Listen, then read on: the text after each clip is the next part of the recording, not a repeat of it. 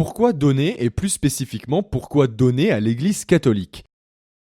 L'apôtre Saint Paul, tout au long de ses voyages missionnaires ou dans ses écrits, insiste sur la collecte pour soutenir les pauvres de l'Église à Jérusalem.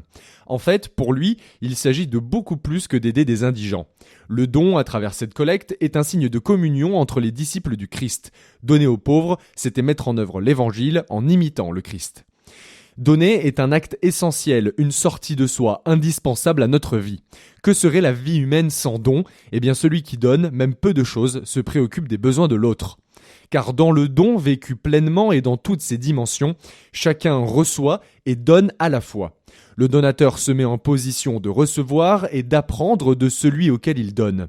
Le geste du don n'est plus un acte condescendant, mais il devient un geste d'égal à égal, une solidarité quasi familiale.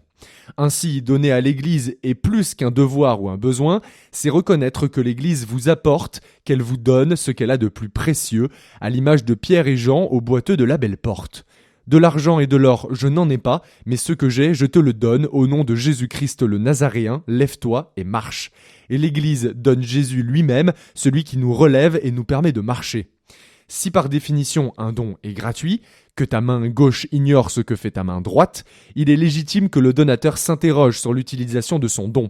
Se tissent alors des liens de partenaire où celui qui reçoit rend compte de ses besoins, de ses projets, de l'utilisation des dons. Donner, c'est enfin manifester une participation consciente à la mission de l'Église.